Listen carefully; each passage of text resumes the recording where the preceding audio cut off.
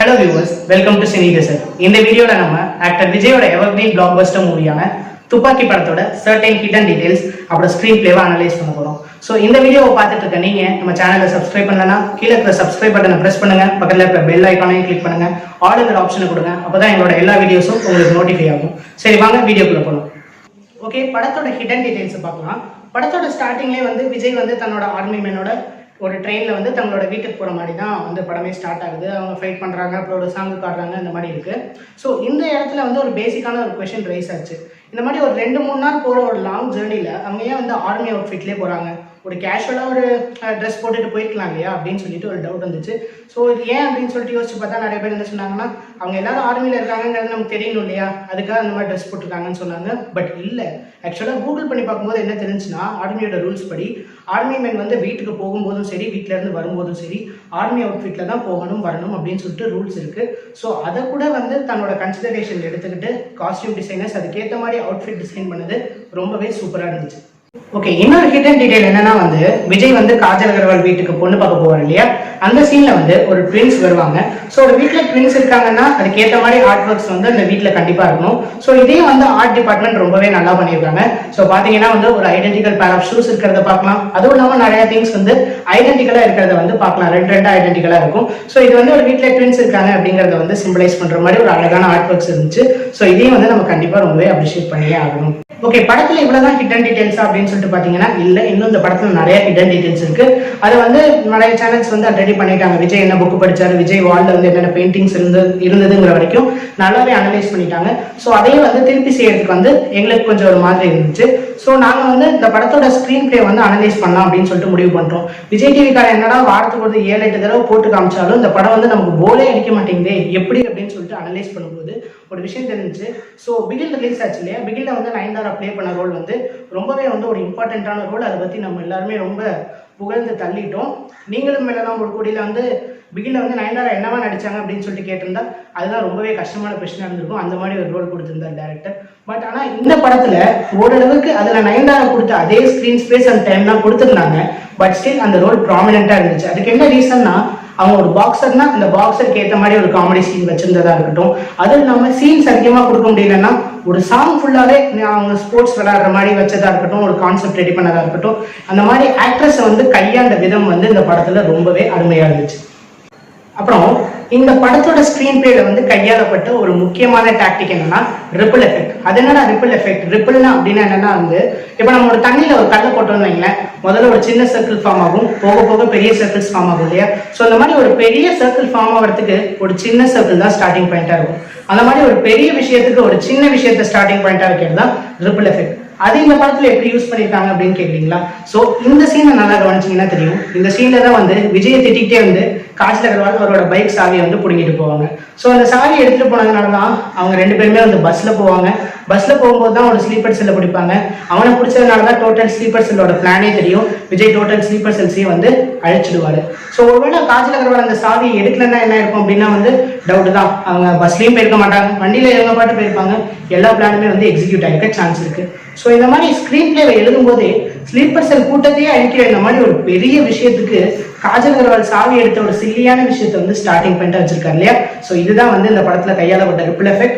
So ripple எஃபெக்டை வச்சு screen play எழுதுனா அந்த படத்தோட ஃப்ளோ ரொம்பவே ஸ்மூத்தா இருக்கும், ஆடியன்ஸையும் எங்கேஜிங்கா இருக்கும். ஸோ இந்த டாக்டிக்ஸை பட்டிங் ஃபிலிம் மேக்கர்ஸ் எல்லாருமே கண்டிப்பா அதை பார்த்து ஃபாலோ பண்ணுங்க.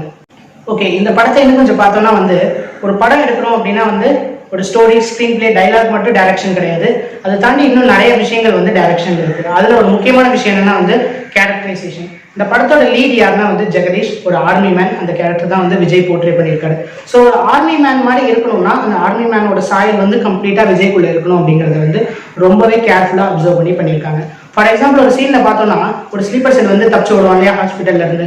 அப்போ கன் சவுண்ட் கேட்ட உடனே எல்லாரும் ஹாஸ்பிட்டல் நோக்கி தெரிச்சு விடுவாங்க. ஆனா விஜய் ரொம்ப கேஷுவலா இன்னும் 2 சிப் டீ அடிச்சுட்டு அதுக்கப்புறமேல அவன் எந்த சைடு ஓடுறான் அப்படின்னு சொல்லிட்டு பார்த்துட்டு அந்த சைடு ஓடுவாரு. ஸோ இது வந்து ஒரு ஆர்மி மேனுக்கான இன்டெலிஜென்ஸ் வந்து ரொம்பவே அழகாக காமிச்சிருப்பாங்க. அதே மாதிரி அவனை ஓடி போய் அடிக்கும்போது எங்கேயோ பார்த்துட்டு அடிக்கிற மாதிரி இருக்கும். அந்த சீன் வந்து மாசா இருந்தாலும் அதே நேரத்தில் அவரோட இன்டென்ஷன் என்னன்னா வந்து அவனை ஹைஜாக் பண்ணணும், அவனை திருப்பி போலீஸ்ட வந்து நம்ம ஒப்படைச்சிடக்கூடாது அப்படிங்கிறது தான் அவரோட இன்டென்ஷன். ஸோ ஒரு மாசான சீன் பின்னாடி ஒரு லாஜிக்கை வச்சு அந்த மாதிரி ரொம்பவே அருமையாக பண்ணியிருப்பாங்க அந்த கேரக்டர்.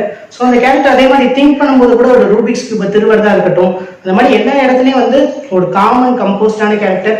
எமோஷன்ஸ் அதிகமாக ஃப்ளோ ஆகிட்டு இருந்தாலும் அதை வந்து கண்ட்ரோல் பண்ணுற ஒரு கேரக்டராகவும் ஒரு ஹியூமர் சென்ஸ் இருக்கிற ஒரு ஆர்மி மேனாகவும் வந்து அவரோட கேரக்டர் வந்து அழகாக வடிவமைச்சிருக்காங்க. அது மட்டும் இல்லாம அவர் தூங்குறப்ப கூட பாத்தீங்கன்னா ஒரு சீன்ல கூட அவர் பெட்ல தூங்குற மாதிரி ஒரு சீனே இருக்காது. சேர்லயே படுத்து தூங்கிடுவார் சமயத்துல பிளானை டீகோட் பண்ணிக்கிட்டு. சில நேரத்துல வந்து ஒரு தடவை வந்து கூட ரோட்லயே வந்து படுத்து தூங்கிடுவாரு. ஸோ அந்த மாதிரி ஒரு ஆர்மி மேனுக்கு வந்து எப்பவுமே தூங்குறதுக்கு வந்து ஒரு கம்ஃபர்டபுளான பிளேஸ் கிடையாது. அவங்களுக்கு எங்க பிளேஸ் கிடைக்குதோ அங்கதான் தூங்குவாங்க, எப்ப டைம் கிடைக்குதோ அப்படிதான் தூங்குவாங்க. ஸோ அதே மாதிரி விஜயும் வந்து இந்த படம் ஃபுல்லாவே வந்து ஒரு கம்ஃபர்டபிலிட்டி பார்க்காம ஸ்லீப் பண்ற சீன்ஸ்ல கூட ஒரு ஆர்மி மேன் வந்து போர்ட்ரே பண்ணியிருப்பாங்க. ஸோ இந்த மாதிரி அவரோட கேரக்டரைசேஷன் வந்து ரொம்பவே பெர்ஃபெக்டா இருந்ததுனால நம்மளால வந்து படத்தோட ரொம்ப என்கேஜ் பண்ணி பார்க்கறதுக்கு வந்து ரொம்பவே ஈஸியா இருந்துச்சு. அந்த ரீசன்னால தான் இந்த படம் இன்னுமே ஃப்ரெஷ்ஷா இருக்கு. படத்தோட இன்னொரு இம்பார்ட்டன்ட் ஆஸ்பெக்ட் என்னன்னா வந்து இந்த டாகி ஞாபகம் இருக்கு இல்லையா, இந்த டாகியை வச்சுதான் விஜய் வந்து தன்னோட தங்கச்சி இருக்கிற இடத்தையே வந்து கரெக்டாக கண்டுபிடிச்சு போவாரு. ஸோ இந்த டாகி வந்து அந்த கார்ல இருந்து வெளியே வரும்போதே நமக்கு ஒரு ஃபீல் வரும் இல்லையா, நம்ம மனசுல ஒரு இம்பாக்ட் இருக்கும் இல்லையா. அதுக்கு என்ன ரீசன்னா இந்த ஒரு குறிப்பிட்ட சீன்ல மட்டும்தான் அந்த டாகி ஆக்சுவலா யூஸ் ஆகுது.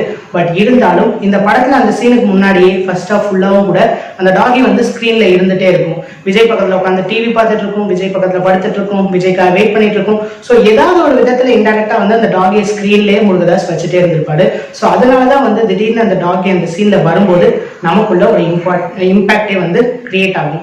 ஒரு ப்ராவர்ப் வந்து சினிமேட்டிக்கா வந்து சொல்லுவாங்க, show them in the play only if they are going to act அப்படின்னு சொல்லுவாங்க. ஸோ ஒரு எலிமெண்ட்டை வந்து நம்ம ஒரு படத்துல வந்து காட்டுறோம்னா அதுக்கு கண்டிப்பா ஒரு ரோல் இருக்கணும். அந்த மாதிரி ஒரு ரோல் இல்லாம வேஸ்டா வந்து ஒரு எலிமெண்ட்டை காட்டக்கூடாது அப்படின்னு சொல்லியிருப்பாங்க. ஸோ அந்த மாதிரி தான் ஒரு டாக் வரப்போகுது அப்படின்னா வந்து முன்னாடியில இருந்தே அந்த டாக் வந்து காமிச்சிட்டே இருந்ததுனால திடீர்னு அந்த டாக் வந்தப்ப நமக்கே ஒரு இம்பாக்ட் கிரியேட் ஆச்சு இல்லையா. ஸோ இதையும் வந்து நம்ம பட்டிங் ஃபிலிம் மேக்கர்ஸ் எல்லாருமே வந்து ஒரு நோட் எடுத்துக்கணும். படத்துல ஒரு கட்டத்துக்கு மேல வந்து படத்தோட ஸ்கிரீன் பிளே வந்து ஒரு 1-on-1 பேட்டில் மாதிரி டிசைன் பண்ணியிருப்பாங்க ஹீரோக்கும் வில்லனுக்கும்.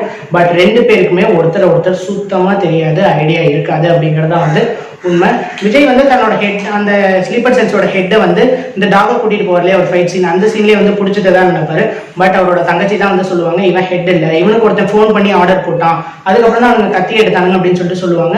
அப்பதான் வந்து விஜய்க்கு வந்து டவுட் ஆகும், ஐயோ நம்ம எவிடன்ஸ் வேற விட்டுட்டு வந்துட்டுமே இவன் ஹெட் இல்லையே அப்படின்னு சொல்லிட்டு கொஞ்சம் ஸ்ட்ரைக் ஆகும். அதே மாதிரி வில்லனுக்கும் வந்து இந்த 5 டீம்ல ஏதோ ஒரு டீமுங்கிறது தெரியும், அதுக்கப்புறம் இந்த டீம் தான் அப்படின்னு தெரியும். ஆனா இந்த டீம்ல எந்த ஆள் அப்படிங்கிறது அவருக்கு சுத்தமா ஐடியா இருக்காது.